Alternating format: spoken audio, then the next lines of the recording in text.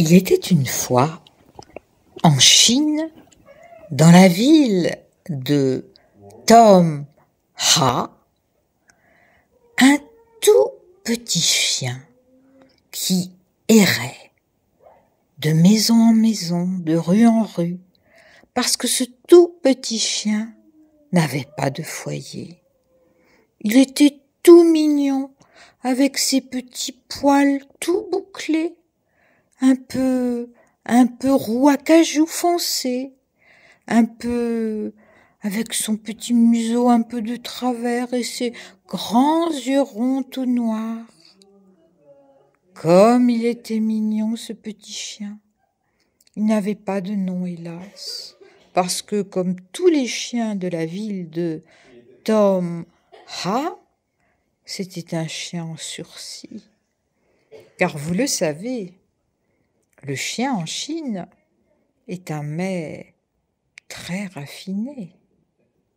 Alors, ce petit chien sans nom passait son temps à éviter les humains.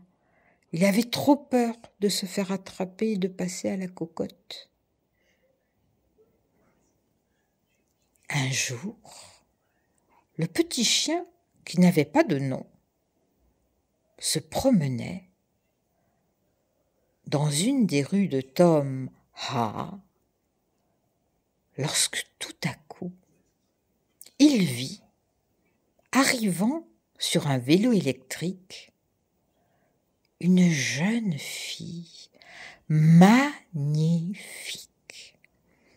Elle avait un long pantalon, des longs cheveux noirs qui lui tombaient jusqu'en bas des fesses, et elle avait l'air un peu indienne. Elle avait des beaux vêtements cousus de perles. Et cette belle jeune fille qui arrivait en vélo électrique aperçut le petit chien sans nom. Le petit chien sans nom était fasciné par cette belle indienne d'Amérique, comme il n'en avait jamais vu, et surtout parce que dans son œil, il ne voyait pas un regard gourmand. Il ne voyait pas dans l'œil de la petite indienne son petit corps transformé en saucisse ou, pire, en boudin. Alors, la petite indienne lui fit un grand sourire et lui tendit la main et lui dit « Bonjour petit chien, comment t'appelles-tu » Le chien, il savait pas trop quoi dire parce qu'il n'avait pas de nom, mais dire à quelqu'un qu'on n'a pas de nom, c'est un peu dire comme si on disait « j'existe pas ». Alors, il fit semblant de pas comprendre et il dit « Ouf, ouf ». Et la petite dit « Woufi, tu t'appelles Woufi ?»« Wouf, wouf », dit le chien. « Woufi, d'accord, Woufi. Moi, je m'appelle Pocahontas, dit-elle. Pocahontas, c'est mon nom. Et je fais le tour du monde en vélo électrique. » Woufi regarda la petite et, ma foi, elle avait l'air si gentille qu'il la laissa s'approcher d'elle et lui caresser la tête. C'est alors qu'apparut, dans une grosse citrouille, traînée par un cheval noir aux yeux bleus,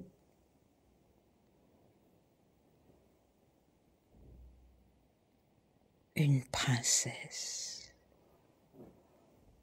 Une belle princesse, avec une robe magnifique, des couleurs de l'arc-en-ciel. Et quand on se regardait dans sa robe couleur d'arc-en-ciel, c'était comme un miroir, mais qui rendait tout plus beau. C'est-à-dire que la plus moche des personnes se regardait dans cette robe et voyait une personne magnifique. Le plus laid des lézards se regardait dans cette robe et voyait un lézard magnifique. C'était vraiment une robe incroyable. Et À l'intérieur, il y avait Princesse Marion. Princesse Marion, sortie de son carrosse, en faisant claquer la porte de la citrouille, caressa nonchalamment son cheval et se dirigea vers le petit Woufi en disant « Oh, petit chien, depuis le temps que je te cherchais, viens avec moi, viens avec moi. » Woufi regarda Princesse Marion, il regarda Pocahontas, il regarda Princesse Marion, il regarda Pocahontas, l'air de se dire « Mais où vais-je, que fais-je, pourquoi y vais-je » Et c'est alors qu'un espèce d'avion miniature, avec un énorme projecteur à l'avant, et des clignotements un peu bizarres, fendit l'air et vint se poser au pied de Woufi, le chien sans nom, qui avait désormais un nom. C'était un espèce d'avion très bizarre, un avion que, quand on le regarde, on se dit « mais on dirait un ovni, faut-il appeler l'observatoire de Meudon ?» Enfin bon, cette espèce d'ovni atterrit avec un bruit d'ovni. Il atterrit au pied bouclé de Woufi et en sortit. Vous ne me croirez pas. Vous ne me croirez pas. Il en sortit belle. Belle, belle. Belle était une belle jeune fille qu'on surnommait dans son village Belle parce qu'elle était belle et elle était poursuivie par un certain Gaston qui n'arrêtait pas de l'embêter, mais elle s'en moquait parce que elle, la seule chose qui l'intéressait, c'était les livres, une certaine rose avec des épines et des pétales et un certain prince. Et la belle prenait des cours d'aviation et de pilotage.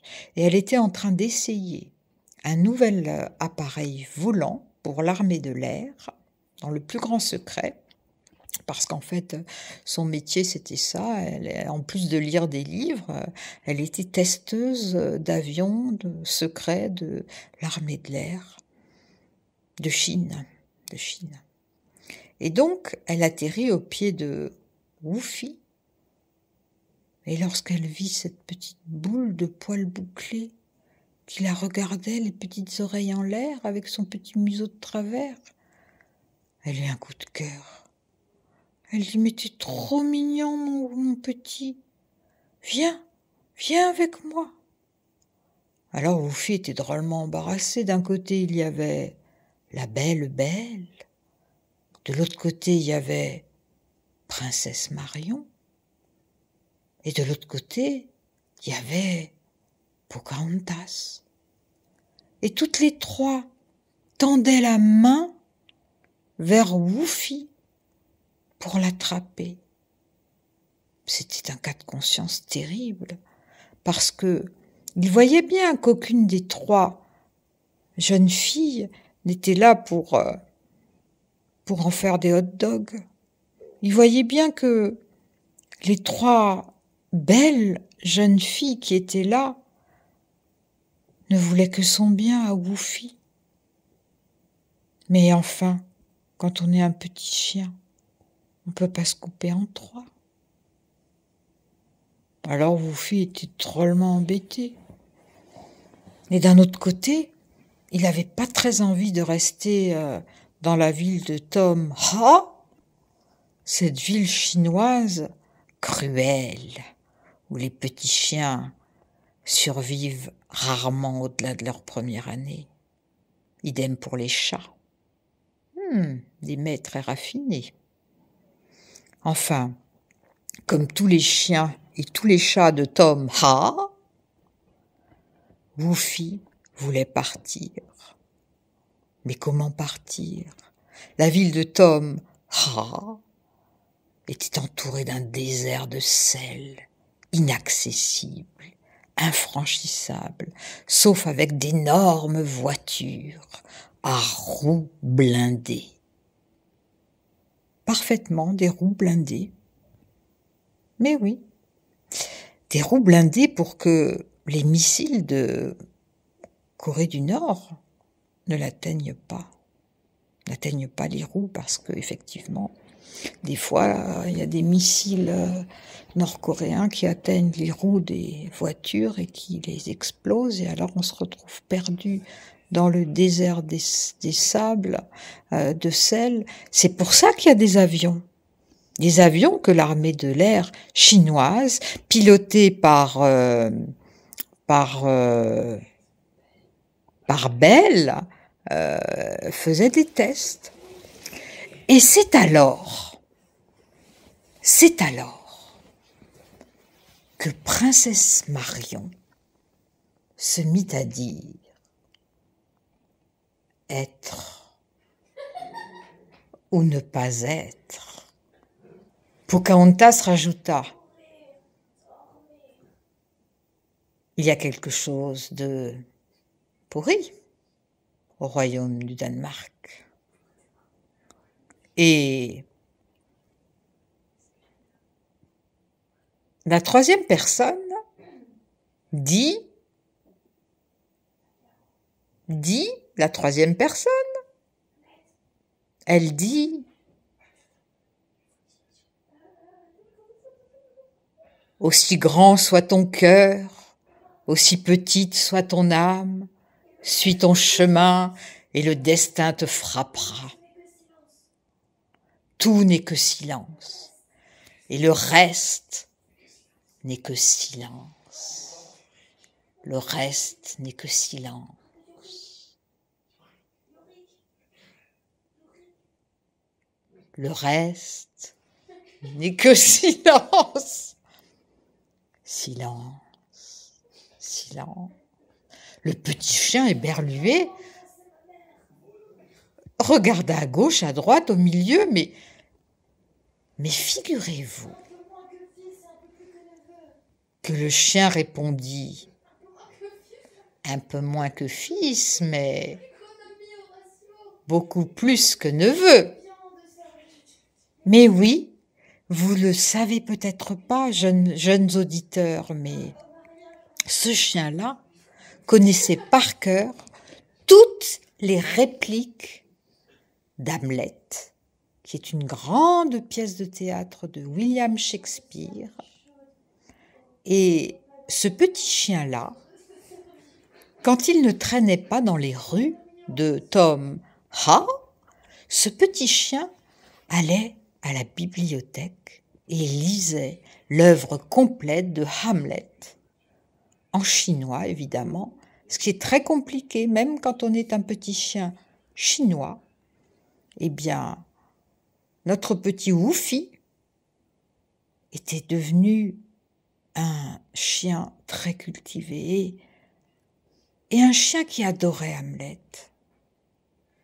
Alors, quand il entendit Belle, Princesse Marion et Pocahontas sortir des répliques de Hamlet, surtout Pocahontas d'ailleurs, eh bien, le petit Woofy était stupéfait parce qu'il était séduit par des belles jeunes filles qui connaissaient par cœur des répliques de son auteur favori, William Shakespeare. C'était formidable, c'était merveilleux, mais vers où aller? Vers la petite Marion? Vers la petite Pocahontas? Ou vers la belle Belle? Quel choix cornélien! Quel choix shakespearien, allais-je dire. Et tout à coup, dans un tremblement de tonnerre qui déchira tout le ciel de la ville de Tom Ha, apparut,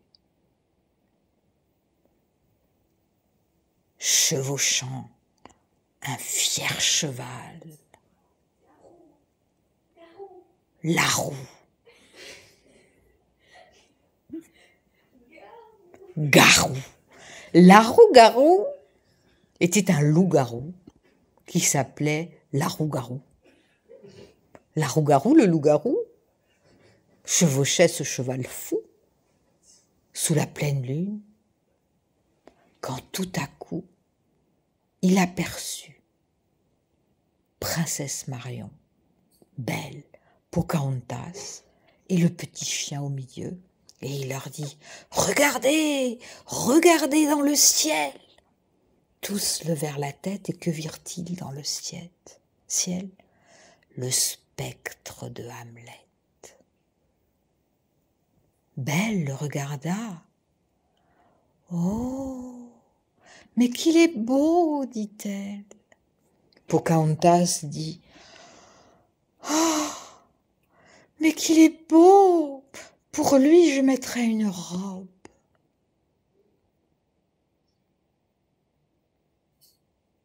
Et Woofy, voyant Hamlet, reconnut Hamlet et se mit à woofiter partout. Ah, disait Woofy. Ah,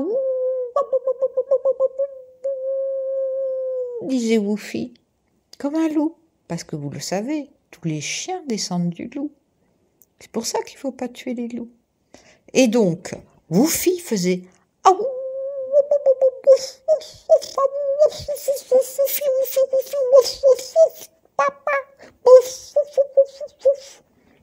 et il alla se coucher au pied du spectre d'Hamlet. Pocahontas était allée mettre une belle robe de princesse. Et Princesse Marion était arrivée, toute belle, toute rayonnante. Et Belle était là aussi. Et toutes les trois regardaient le spectre d'Hamlet. Et Belle, qui avait lu aussi beaucoup de livres, car comme vous le savez, c'était une rate de bibliothèque, eh bien, Belle dit « Mais c'est Hamlet, c'est le spectre d'Hamlet. Que vient-il nous dire ?» Et tout à coup, le spectre d'Hamlet se mit à parler et il dit,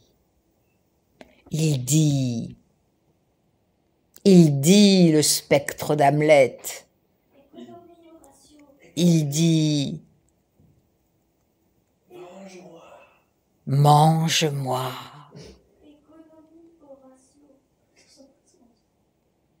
Mange-moi. Le serpent qui m'a tué porte aujourd'hui ma couronne. Princesse Marion s'évanouit, Belle s'évanouit, Pocahontas s'évanouit, et Woofy se précipita aux pieds de son maître, éperdu de bonheur. Et tout à coup, Woofy disparut et fut transformé en spectre dans les bras de Hamlet. Woofy, le shakespearophile, était devenu le chien de Hamlet. Hamlet se mit à caresser sa tête. Il était entré dans une 4e dimension, le petit Woofy, dans une dimension où la ville de Tom Ha n'était plus du tout un problème, puisque plus personne ne pouvait l'attraper, plus personne ne pouvait le passer à la casserole. Il était sauvé, sauvé dans les bras de son maître, sauvé dans les bras de Hamlet, quelque part dans un château du Danemark. Il était tellement content, Woofy. À côté, il y avait tombé dans les pommes Princesse Marion, il y avait Pocahontas. En fait, c'était son corset qui l'avait un peu étouffée, donc elle avait eu tellement de mal à respirer qu'elle s'était évanouie. Et il y avait Belle, C'était un nom qu'on aurait dit fait pour elle, belle. Et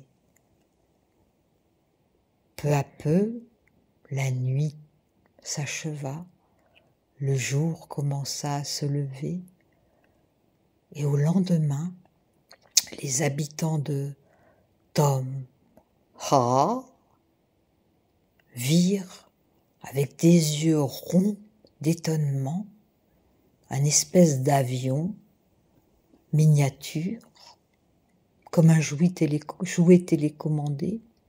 À l'intérieur, il n'y avait rien que la télécommande.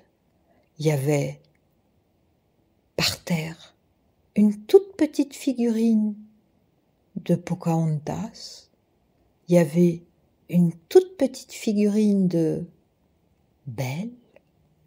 Il y avait une toute petite figurine de Princesse Marion avec ses magnifiques cheveux bouclés. Et c'est tout. Et toutes les trois avaient une expression incroyable dans les yeux. Elles regardaient un point dans le ciel qui était incroyable. Et lorsqu'on essaya de les enlever du trottoir où elles étaient, c'était impossible. Impossible de décoller l'avion, le petit avion miniature qui devait faire 20 cm de long. Impossible de décoller du sol les trois jeunes filles qui étaient quelque part incrustées sur le macadam et qui regardaient le ciel. Et la nuit venue, vous ne me croirez pas, vous ne me croirez pas, la nuit venue, les nuits de pleine lune, uniquement les nuits de pleine lune, on voit à l'endroit précis de la conjonction de la miniature d'avion, du regard de Belle, du regard de Pocahontas et du regard de Princesse Marion. Vous voyez, vous faites la tangente de l'arithmétique, de la probabilité du regard, vous trouvez un point, et bien à ce point-là, dans le ciel, 4e dimension, on voit le spectre de Hamlet avec le petit chien, Woofy, qui regarde des yeux pleins d'amour son maître Hamlet. Alors évidemment, c'est devenu un lieu de pèlerinage, cet endroit-là, à Tom Ha. C'est devenu un pèlerinage. On a élevé un monument là, et tous les fans de Shakespeare viennent pour regarder les soirs de pleine lune cette apparition absolument incroyable de Hamlet avec un chien dans les bras. Et vous ne me croirez peut-être pas, mais récemment, des chercheurs ont retrouvé dans la tour de Londres, caché dans un endroit sous des cailloux, des pierres, des dalles, tout ce que vous voulez, un manuscrit secret. Et il y a écrit dedans « Manuscrit secret de William Shakespeare, Hamlet, tome 1, première ébauche ». Écrit à la main, évidemment, à la plume, doigt. Et dans cette première version de Hamlet, il est question du petit chien Woofy. Parfaitement. Dans chaque scène de tous les actes de Hamlet, Hamlet se promène un petit chien dans les bras. Et même il s'appelle Woofy, Woofy. Et d'ailleurs, déformé, c'est devenu plus tard Wi-Fi. T'as le Wi-Fi? Ouais, j'ai le Wi-Fi dans le bras. En fait, c'était Woofy, c'était Wi-Fi, Wi-Fi. Ouais, ben c'est pas grave. Bref, dans la première version, la première ébauche de Hamlet, eh bien, parfaitement, Hamlet a un petit Woufi dans les bras. Et après, quand il a écrit les relectures, corrections, etc., eh bien, ils ont supprimé le chien. Ouais, ouais, ouais. Voilà, donc si vous allez un jour en Chine, vous verrez dans la ville de Tom Ha cette, ces trois princesses soudées dans le macadam et ce petit hélicoptère, ce petit avion télécommandé soudé dans le macadam et cette apparition qui arrive les soirs de pleine lune. Il y a même d'ailleurs des tours opérateurs les soirs de pleine lune qui viennent pour regarder Hamlet. Mais le vrai, hein, pas un comédien, le vrai Hamlet, le vrai spectre d'Hamlet. C'est incroyable, c'est incroyable. Et d'ailleurs, pour les 500 ans de la naissance d'Hamlet, ils ont prévu de faire une super grande fête à cet endroit précis où Hamlet est apparu, avec Woufi, Woufi le petit chien, le tout petit chien Woufi. Le petit chien. Et puis un jour, pour finir, parce qu'il faut quand même que je vous dise ce qui s'est passé ensuite, il y a une petite rourou qui est arrivée. La petite rourou, elle est arrivée avec un tour opérateur, voilà. Et elle a vu le petit Woufi. Il était tellement mignon dans les bras de Hamlet, Woufi. Leurs regards se sont croisés. Et Woufi a dit « Oh, ben ça suffit la 4e dimension, maintenant j'aimerais bien retourner dans la vraie vie. » Il a sauté dans les bras de Rourou. Rourou l'a caché sous son blouson et l'a ramené en France. Et c'est comme ça que Woufi est devenu le petit doudou de Rourou, la petite française. Voilà, c'était l'histoire de Woufi, Princesse Marion, Pocahontas et Belle et Hamlet.